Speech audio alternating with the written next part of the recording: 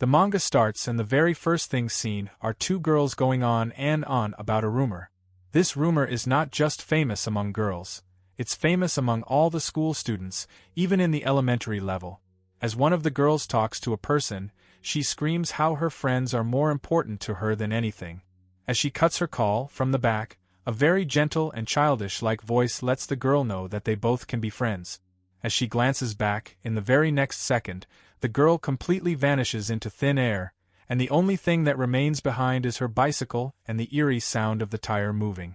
The manga starts, and the very first thing that we learn about is our female protagonist Tomoko's horrific and sad life that she sadly has to endure.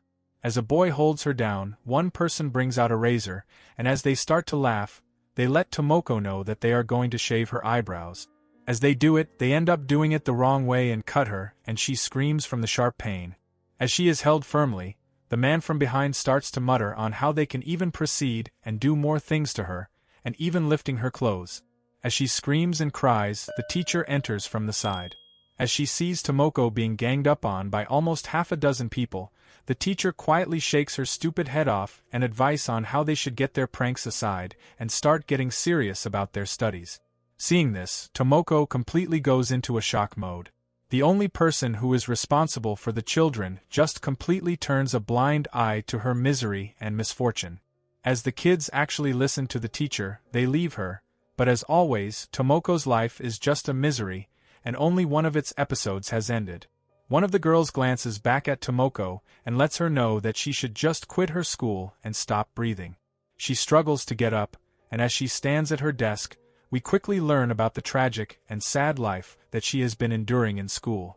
Her daily life is filled with torture, humiliation, and lots of bullying. It's so bad that no matter how much she tries, she has never been able to escape it at this level. As she goes back, she sees two kids playing around with themselves, and that's a point where she questions herself on how miserable she really is, and she asks to herself that ever since she started to get bullied, she realized how lonely she really is and she doesn't really have a single friend. A flashback really rips her heart off as one of the girls from her class requests her for her note. As she realizes this, she smiles, thinking that maybe she has gotten a friend, and for that particular reason, she gave her best to make the notes super clean. As the girls' requests continue, Tomoko actually starts to put more work on the answers, and she does her best to make the notes so easy to digest for the other students, so she would keep on asking her again and again. As their usual routine starts to develop, Tomoko actually decides to go one step ahead, and she makes a copy of her entire homework. As she proposes that she can have it, the girl actually starts to become more confused, and she asks if this is for lending or something, and she leaves with a troubled expression. After that, things start to turn sour for her. She returns one day from her regular cleaning duties, and she overhears the girl speaking to her friend about something regarding notebooks and lending, and that's when she really realizes how selfish and cruel the world can really be. The girl mutters on how Tomoko is trying literally too hard to impress and be a good girl so she could land friends, but they remark on how she's absolutely terrible at making friends. As they laugh, Tomoko is quite left shocked and pretty much heartbroken. The things continue, and she is silently waiting for a chance to make friends, but that all fails, and in one of the cases, the girls are muttering on how they are going to go karaoke, and as the rest of the classmates asks for Tomoko, they end up throwing all of their work towards her and request that she could please handle their cleaning duty. As always, she just gives out a fake smile, and deep down, she cries that she doesn't want to be hated by anyone.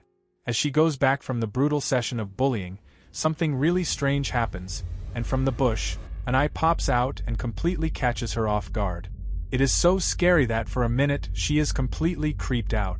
She notices how weirdly it is placed, and when she checks it, she finds that it is a messed up doll which is quite well made and has beautiful golden hair. As she holds it, she couldn't help but be surprised on how people could leave a beautiful and magnificent doll like this. She decides to just hand it over to the police, but as she notices the mess that the doll was in, she decides to do something that she should have never done. She brings it back to her place, and she starts to give it a wash. From the back, her father enters and asks what she's doing, and she replies on how she found the doll and it was probably lost, and she wanted to throw it in the police box, but she decided to postpone this until the weekend. Her father reminds her that she should do this, and he asks what she's going to do with it now. For a minute, she stares and she decides that, if it's okay with everyone, she could really keep it for some time being. She posts on the internet and mentions how she found the magnificent doll next to a building apartment, and if it belongs to someone, then they can reach out. As she pats her hair, she mutters on how she really hopes that the owner would find it, but now the only thing left for her to do is to sleep and say goodbye to all the horrible things that happened to her. As she goes to the bed, the most creepy thing starts to happen to her. The doll literally comes to life and glares at her with its golden and white pupils that literally resonate a creepiness that is way out from hell. The next day she is running a little late, and as she dashes towards the hallway to her class, she notices that when she puts her bag down, a string of hair is visible, and when she checks, it is none other than the doll that she had picked up yesterday. Now she has absolutely no idea on how it really got there, but for a minute she freezes, and what is more scary, she is afraid that, if the bullies around even get a hint of it, they would literally just bully her apart to the point that it would become unbearable. So she decides to hide it as best as possible. We also get an introduction on the horrible students in Tomoko's class. Aika is the class rep who is almost kind to everyone but terrible to Tomoko. Yuri is the talented and beautiful boy of the class who is also a son of a big businessman. Tatsugaya is the infamous delinquent of the school who is famous for his loudmouth and really provocative behavior. And Masahiro is the school's idol, the most wonderful airhead that everyone adores. These are the group of people that have formed bonds that are stronger than anyone's in the class, and together they really hold a monopoly in the class communication and environment. As one of the girls mentions everything, her classmate interrupts her and lets her know to watch her tone, as she does not want to be hated like Tomoko. During the lunch break, Aika demands the free food that Tomoko had to purchase for her, and she starts to swear at Tomoko on how she's an old hag and was not able to bring her food properly. Tomoko leaves while holding and clenching her bag really tightly, and in the back of the building, she decides to really check out why the doll is there in the first place. When she opens the bag, from the side, someone grabs it and quietly sneaks up behind her and grabs the doll by its head. Now this completely sends shivers down Tomoko's spine. All the bullies quickly gather and add on how Tomoko was being suspicious, and they thought that something was wrong, and they were right. Aika starts to remark on how she's literally embarrassing and childish to bring a doll to the class, and Masahiro, on the other hand, starts to make jokes on how her mentality could be wrong and maybe she's a penguin or something. Aika, on the other hand, asks if Tomoko is really that desperate to make up with them so badly. As she makes a really pissed expression after Tomoko calls out Aika's name, Aika quickly grabs poor Tomoko by her tie, and she lets her know with an absolutely disgusting tone that she should just disappear, and she shoves her hard and asks on why she had brought a disgusting and creepy doll at the school. As the stupid delinquent asks what they could do to the doll, Aika lets him know that they can throw it in the trash. The delinquent trash, who previously harassed her pretty bad, remarks on how the dolls here are so annoying, and he throws the doll right in the air and into a fence area. The doll ends up falling into a nearby swimming pool that is filled with algae. The doll hauntingly floats on the water for a minute, and as the entire group starts to mutter more on how it's disgusting and creepy, they decide to give Tomoko a quick beating before they leave. They start to stomp on her, and as they leave, it really is terrible. Tomoko herself quietly leaves, and after a few hours, when it is nightfall, she returns home, and she is drenched in dirty and smelling chlorine-filled water. It turns out she had to dive in the swimming pool to grab the doll once more. As she complains on how she stinks, she looks at the doll and mutters on what exactly she's doing with her life now. After they both take a nice sweet warm bath, Tomoko decides to give the doll a little hair job, and she kind of sniffs her and notices that the doll still kind of stinks. As she glares at the doll's eye, she notices that the doll is actually looking straight into Tomoko's eyes without any hesitation or without any connection to being a non-living object. It kind of feels pretty creepy. So she just lays it down opposite side, and she apologizes on how it's been terrible and the doll even had to go to the disgusting swimming pool. She adds on how she's terrible at making friends. Just like this, we get a flashback on how this entire bullying season and cycle really got so worse for her. A few months ago, a big cultural festival is literally just days away, and Aika is the center of attention, and she is really there to hype up the entire class. The entire class has different roles and leads, and different people are playing it, and literally everyone is having the most wonderful time that they could ever imagine. Aika decides to give a pretty sweet and important role in the student council side, and Tomoko quietly has to accept since it is the best circle that she could ask for. One day, as everyone is preparing for the festival, the delinquent trash is actually staying up pretty late, and as Tomoko and Aika spot him, he was busy drinking alcohol right in the school. As both of the girls confront him, he becomes aggressive and spews on how they cannot lecture him and are not fit to talk to him. At the start of everything, Aika decides to give Tomoko a chance to prove herself, and essentially Aika tells Tomoko to clean up the mess that the delinquent trash had made. But unfortunately, as she kind of makes a mistake to really throw the cans in the wrong bin, she decides to fall for a big blunder, and on the very next day the beer can is spotted, and the entire class is suspended for drinking. Aika looks back. It seemed like the entire class is withdrawn from the culture festival that literally everyone was waiting for months and months and prepared with everything that they have gotten. Now, as the entire class erupts, Aika is pretty upset, and she starts to scream on how this is unfair and all their hard work is going to go to waste. But the teacher reminds her that it's already been decided. The entire class starts to cry on how this is so terrible and so wrong, and from the side, someone reminds them that Tomoko is responsible for throwing out the beer cans, and Aika starts to blame her for everything. They blame her for ruining their months and months of hard work, and all of that leads her to being severely bullied.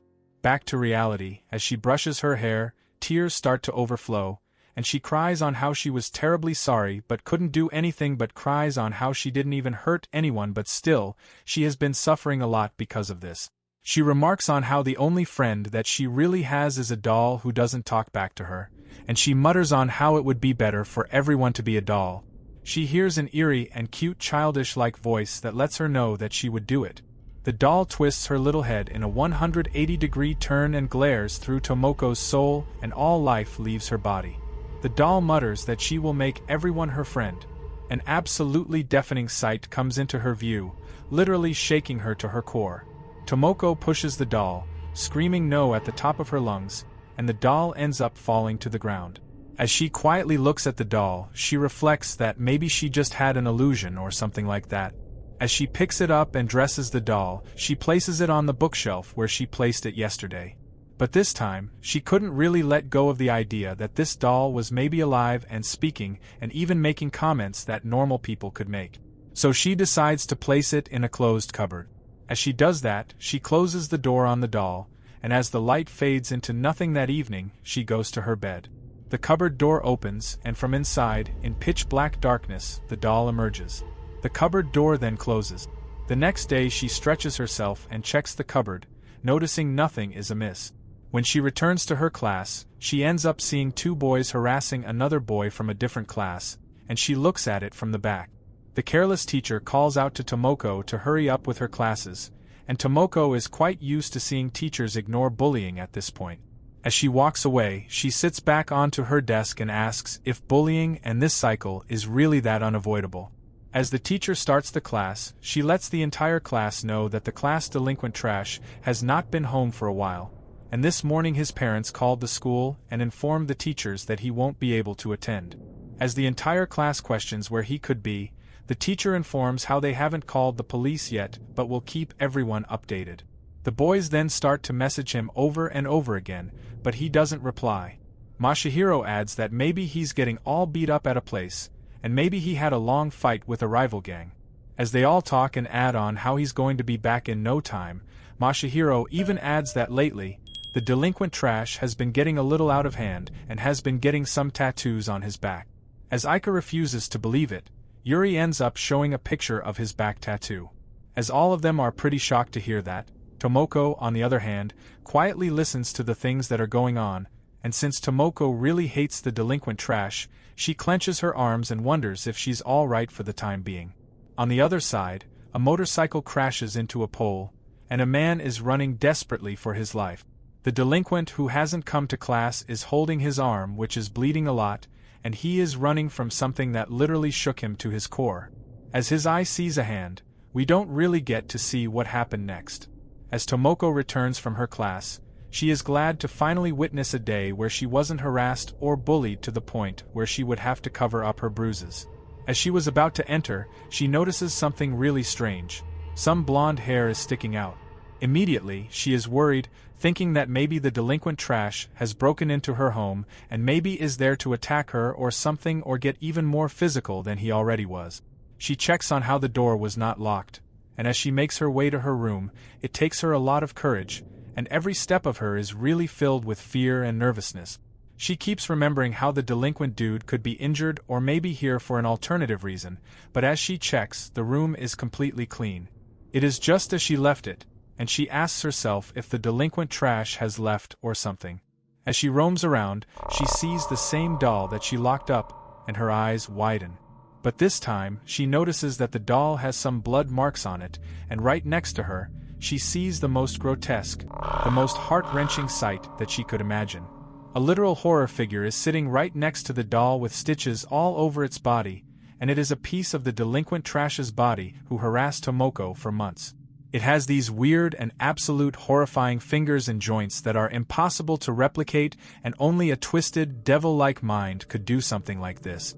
As this sends shivers and shocks to Tomoko, she starts to ask if this is a stuffed animal that is based on the delinquent guy, and she adds on how this is too real, and the color and the smell of the blood is also very real.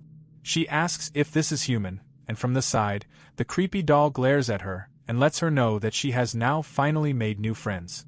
Hearing this, Tomoko screams and she falls down, and the doll quietly grabs the figure. She drops down and walks towards Tomoko, and she lets her know that she has a friend for her. As she does this, Tomoko's eyes completely widen as she notices how this is actually the same tattoo that the entire Bullies group were bragging on about, and this makes her terrified and petrified, and she screams and dashes outside.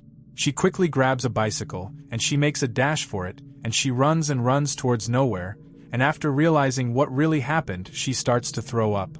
She cries that this is all a dream and begs for her to wake up.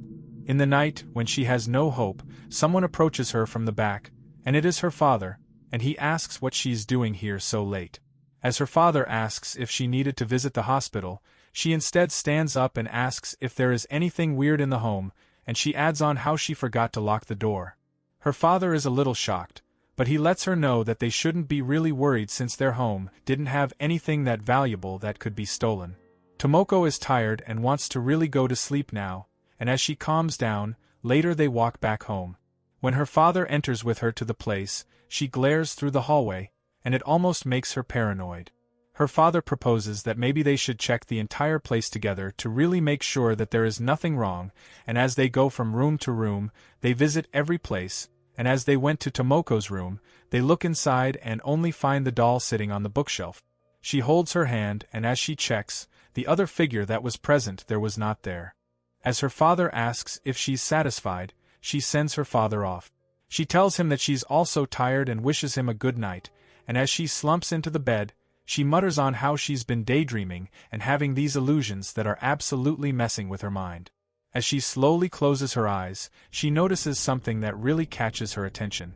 She sees a blood stain on the floor, and seeing this, she starts to breathe heavily, and as she literally questions existence itself, the doll, with the creepy voice, lets Tomoko know that this is all not a dream. Tomorrow she has enough, so she doesn't hesitate, and she packs the creepy doll in a bag and decides to throw it away. As she does it, she realizes that over the past week there has been no SNS from anyone's side, and there's no owner of this doll. So she questions if she should just give it to the police or maybe offer it to a shrine nearby. But the dumpster man decides to ask if she's here to throw away the trash. She gives him the bag white doll inside, and as he tosses the bag into the truck, Tomoko quietly stands there, and she realizes that there was obviously a very serious reason that the doll was abandoned in the first place, and she realizes that she should have never gotten close to it. The doll sticks its head and stretches her hand out. Tomoko really gets creeped out, and the doll starts to mutter something, but Tomoko is beyond reasoning at this point, and she dashes, thinking that this is the best that she can do. As the man starts chugging in more trash, he notices that one of the bags has seemingly disappeared, and as he checks the inside, it seems like the machine started to not work properly. So he starts to check everything, and as his supervisor lets the man know to really hurry it up, he decides to push it, and as he does, a hand grabs his arm, and in the very next second, He is pulled with so much force that the man on the driver's seat notices something absolutely horrifying. As he hears a scream, he goes to check and immediately he stops the machine to find that the trash collector man had completely been rearranged from top to bottom, and his entire body was disfigured, and literally it was a sight of pure horror and devil's work. The man is left speechless, and he wonders if he should call the ambulance or the police or something. And from the dead body, a figure emerges, and the doll that Tomoko had thrown away is covered in blood, and she walks out of the truck with a new plan and evil intentions. Now, it has been more than 1 month since Tomoko had thrown away the doll, and one thing has really changed in Tomoko's life. She has lived her normal life, but she has noticed that more and more people have started to disappear. As she checks out another person, she notices that the list is growing again and again. In the class as well, almost no one really has a lot of problems, but still this is a topic that almost everyone talks about. The delinquent trash who really harassed her, it seemed like he was in a traffic incident and was hospitalized, and the school was notified that he would be back. But day by day, Tomoko actually grows more and more curious and fearful, and she wonders if it was truly a traffic incident. As she walks, she realizes that maybe the figure was just a plan to prank her or maybe terrify her. As she walks, she hears some voices of the teachers talking to each other and asking a teacher on whether there was any bullying or any severe accident involved regarding the disappearance. Basically, a few teachers are asking if students are getting disappeared because of some bullying incident, and they are asking if they are related to Tomoko's class since the disappearance and weird things have been happening around that class. Tomoko's homeroom teacher, with an absolute confident tone, says that in her classes there is no bullying whatsoever, and as the 2 other teachers listen to this, deep down they want to laugh. As the teacher exits, both Tomoko and the teacher see each other, and the teacher keeps looking back at the other teachers and decides to ask about something. As they move to a different place, Tomoko is so terrified and so confused that she wants to clarify whether the delinquent trash's incident was really real or something. So she decides to ask her teacher to give her the permission to visit the hospital in which the delinquent trash was hospitalized, but the teacher gets up and adds on how she has noticed that she doesn't really get along with the Aika and the delinquent trash group, and she adds on how it's all because of the cultural festival incident that really landed her into a big pound of trouble and some harassment. She glares at Tomoko, and with an absolute hopeful voice, she lets her know that due to that misunderstanding, she had been mistreated for a long time. Seeing this, poor Tomoko's eyes widen as she hears someone really acknowledging what was wrong, and as the teacher starts to ask even more things about this, Tomoko really agrees that she was treated really poorly. The teacher gently starts to add on how she had talked with the principal, and there's a few things that they're working on, and she really lets Tomoko know that she is genuinely sorry for the misunderstanding that has been caused by the cultural festival, and she keeps smiling and letting her know that she genuinely doesn't blame her for messing up the cultural festival. She even leans forward and places her hand on Tomoko's hand and adds that she can really be friends with the Aika group one more time. Hearing this, the teacher actually stops worrying about everything to show her true colors, and she genuinely seems interested and invested into the life that Tomoko had been living, and she also reminds her that she knows that Tomoko has been having a hard time finding friends. Tomoko lets out her most wholesome and thankful smile of her day. In the restroom, the teacher uses the toilet seat, and as a clacking and loud door opening sound scares her for a second, she asks if there's someone. The door keeps going on, and the teacher wonders if the other stalls are being used or something. But in the next second, from outside the toilet stall, a voice demands the teacher's advice, and it is none other than Tomoko. She asks that she's here to have some advice. She lets the teacher know that she's really broken and she's in trouble and she needs help, and the teacher starts to ask what she's really talking about. Outside, we actually see the terrifying and haunting doll that has been stalking everything that Tomoko has been doing. The doll perfectly mimics Tomoko, and she tells the teacher that she's her friend, and they can really talk to each other. The teacher lets the Tomoko voice know that she could really speak to her later, and the doll, on the other hand, starts to add on how since she's her friend, she should really give her the priority and more time, and she starts to be more persistent. As the teacher starts to show a troubled expression, in the very next second, we actually see the real face of the teacher. With a cold voice, she lets herself know that this is just a pain in the ass.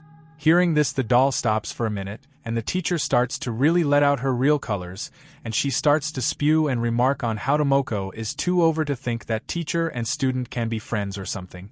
She screams on top of her lungs and lets Tomoko know that friends are eventually an element of life that are going to drift apart, and there's no guarantee that they can be considered as a lifelong friend. She tells Tomoko that it's not worth clinging on. Saying these words, the teacher actually keeps more and more of her cold tone intact, and she adds on how she should really stop fighting the bullying, and she should really apologize to the bullies and make up. As she exits the toilet stall, she wonders if there's anyone, and when she exits, she sees no one except a little doll that is standing, and for a minute, she is surprised, and she calls out to Tomoko and asks if she had brought the doll or something, or if she's playing a prank. But there is no one else there. All the toilets are empty, and it seems like she was really talking to a doll or something. And from the back, the creepy doll lets the teacher know that she's a liar. As the teacher starts to scream, in the next second, the doll acts so aggressively that she grabs her lips and she tackles her down. As she struggles, she starts to punch the doll, and she screams from below and asks for anyone's help, screaming that the doll is a monster. But in the very next second, the doll does something so cruel that it leaves her shocked. She inserts a literal needle near her lips, and in the very next seconds, something so gruesome starts to take place, and the doll lets the teacher know that all the liars and all the words that come out of her mouth are not needed in this world. As she screams in that restroom, the scene shifts to the other side where Tomoko is, and she questions on how the teacher is actually pretty different from what she had thought. As Tomoko sees Aika for a second, she decides that maybe she'll just hide in the bathroom for the time being. As she enters the bathroom, she notices that there are some screaming sounds coming from inside, and when she opens the door, she sees the teacher, and it is none other than Tomoko who opens the stall door. And in the next second, Tomoko sees a cruel sight that shakes her to her core. The teacher has so many stitches that it literally creates a laughing face onto her face, which showcases the gruesome technique and method that the doll used to imprint her punishment on the people who really are different from what they seem to be and are secretly hurting others. Tomoko drops the teacher back and she moves back, murmuring the teacher's name, and she starts to also notice that the teacher's arms are brutally broken from different points, and Tomoko quickly realizes that this is not the work of a human. This is the same doll that did all the other things, and she starts to scream, letting herself know that she discarded the doll, and there's no way that the doll could be here. But from the side, the doll calls out Tomoko, and when she glances, she sees that the doll is right there, covered with blood, and she glares at Tomoko and she approaches her asking if Tomoko is a liar herself.